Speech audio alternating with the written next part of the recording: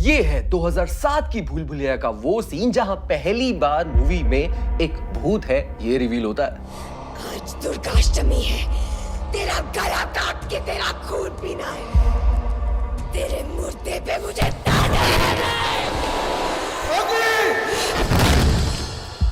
और ये है भूल भुलैया 2 जो 2022 में रिलीज हुई थी, उसका भूत रिवील सीन। रोज सोचते थे बाहर निकलूंगी तो तुझे ऐसे मारूंगी, तुझे वैसे मारूंगी, इतनी आसानी से नहीं।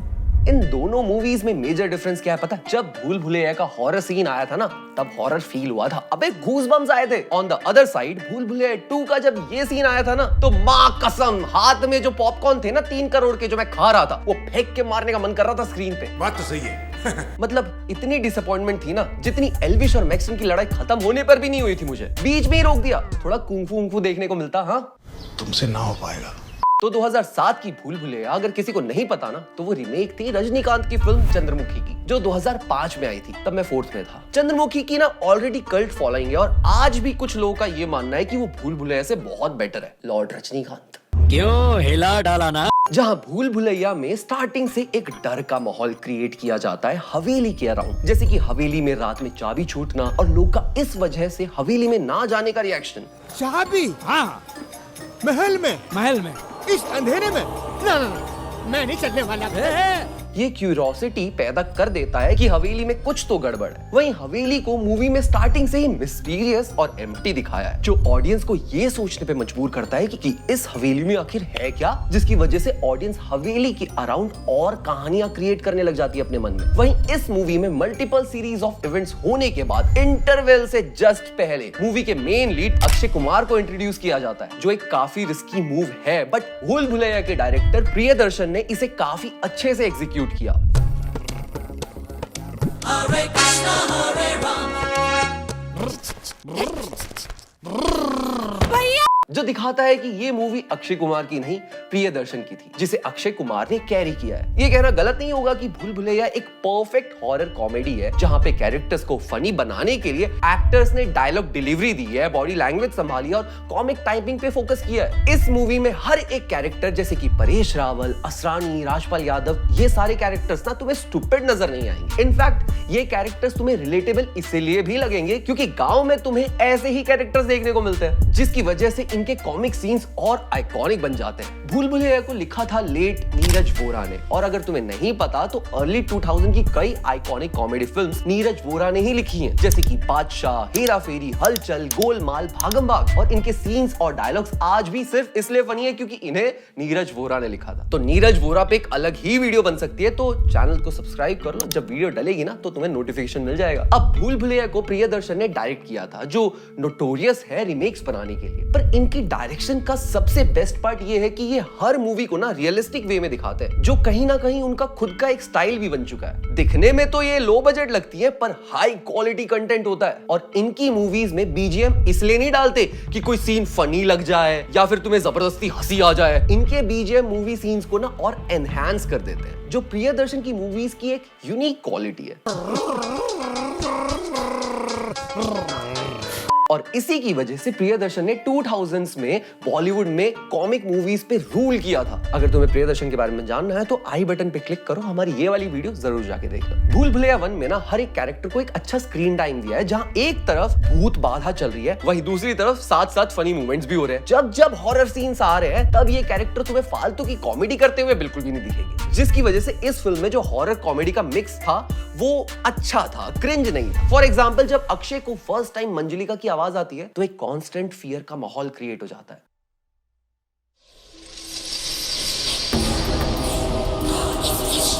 और इस सीन पे तो मैं भी डर गया था, और उसे बैलेंस आउट करने के लिए वहां पे गोटी आ जाता है। देखा मैंने। गोटी गोटी क्या हुआ? खत्म नहीं हुआ क्या? नायगरा फॉल है क्या? गोटी। अगर ये कोई और हॉरर फिल्म होती ना, तो यहाँ पर एक फालतू सा बीजीएम होता और टॉइंक का इफेक्ट डाल देते। But on the other side Priyadarshan को अपने राइटर्स, एक्टर्स की आर्ट पे इतना भरोसा था कि यहाँ पे उन्होंने एक भी फनी टॉइंक नहीं डाला, और हमें मिला ये आइकॉनिक सीन। पानी से बच के रहो। जाओ, धन्यवाद। जाओ जाओ जाओ। पानी। पानी। ये क्वालिटी तुम्हें थ्रू आउट द फिल्म देखने को मिलेगी। स्टोरी वाइज भूल भुलैया ज्यादा प्रैक्टिकल है क्योंकि वो साइकोलॉजिकल हॉरर है जिसमें अवनी को स्प्लिट पर्सनालिटी डिसऑर्डर होता है जिसकी वजह से वो मंजुलिका की तरह बिहेव करती है, ना कि उसके अंदर मंजुलिका आती है। मूवी का सबसे बेस्ट पार्ट ये है कि फिल्म स्टार्टिंग से तुम्हें मंजुलिका दिखाती ही नहीं है।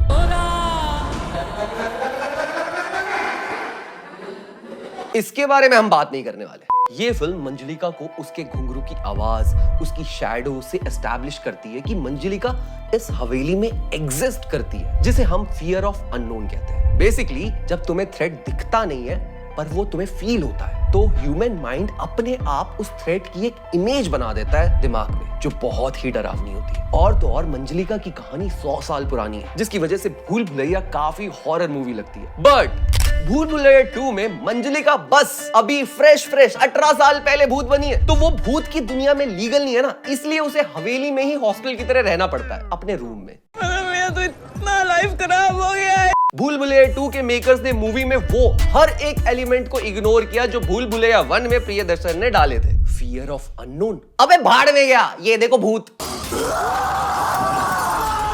कॉमेडी चाहिए, ठीक है, सबका आईक्यू पूनम पांडे के फैंस जितना कर दो, 0। प्लीज मुझे माफ कर दीजिए, मैं गलती से इस रूम में आ गया था दीदी, प्लीज।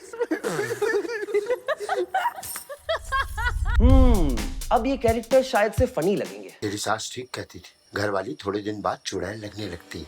सच्ची? साक्षात। अच्छा, अभी भी हॉरर कॉमेडी नहीं लग रही है? एक बीजीएम साउंड डाल दो।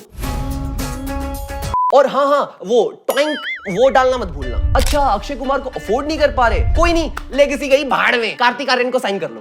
घसीटे बुरा लगा यार मुझे। साथ में छोटा पंडित को भी डाल देना, वो मूवी ना थोड़ी रिलेटेबल लगेगी। मतलब ये रू बाबा नहीं, चूचू बाबा है। लगता है अक्षय कुमार के चमाट से ये ठीक नहीं हुआ था, तभी ये मूवी साइन कर ली। और पूरी मूवी को हॉरर कॉमेडी की जगह रोम कॉम हॉरर बना दो। अगर इस मूवी को देखा जाए तो जनरल ऑडियंस यही कहेगी कि ये मूवी वन टाइम वॉच है, बट सच कहूं ना तो ये मूवी टॉर्चर है। मूवी का प्लॉट ट्विस्ट छोड़ के मूवी में बाकी सब कुछ डल है, वो भी एक्चुअली कॉपीड ही है। बिपाशा ये अलोन में बहुत पहले कर चुकी है यार। लौट आओ बिपाशा दीदी, हॉरर इंडस्ट्री को आपकी बहुत जरूरत है। जहां भूल भुलैया 1 में अक्षय कुमार के कैरेक्टर का एक पर्पस था, क्योंकि आदित्य एक साइकोलॉजिस्ट था, वहीं कार्तिक आर्यन का इस मूवी में मोटिव बहुत ही वीक था। तुम जस्ट एक लड़की से मिले हो, फिर उसकी डेथ को फेक करके उसी के घर में जाके उसी लड़की के साथ रहने लग जाते हो। क्यों? चमड़ी मैटर।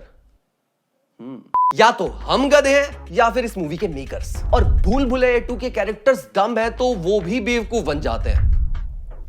आईक्यू, कार्तिक आर्यन का मूवी में मोटिव पहले तो प्यार था या फिर लस्ट, कुछ भी बोल लो, फिर उसके बाद एक फ्रॉड बाबा का धंधा उतना ही स्टूपिड था जितना इस मूवी का प्लॉट था। भूल भुलैया 2 में ना मेकर्स ने मंजुलिका और अंजलिका से पहले ऑडियंस को कंफ्यूज कर दिया और उसके बाद जादू टोना डाल के भूल भुलैया की लेगेसी बनने से पहले ही बर्बाद कर दी, जिसकी वजह से अक्षय कुमार ने पार्ट 1 में जो लेगेसी छोड़ी थी ना, उसकी याद तो बहुत आई यार।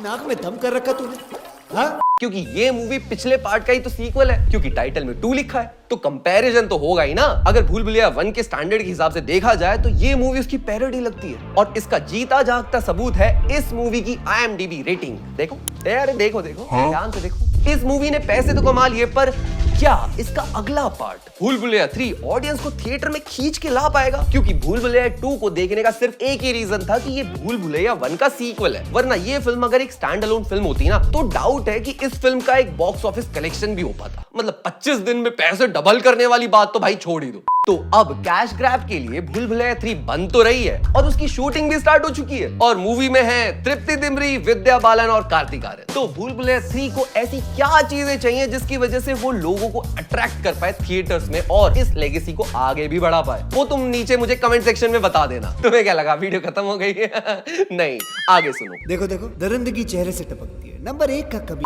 चलो तुमसे ना एक सवाल पूछता हूँ, तुम आंख बंद करो और भूल भुलैया 2 का एक आइकॉनिक सीन सोचो। आया कोई? नहीं ना? नहीं।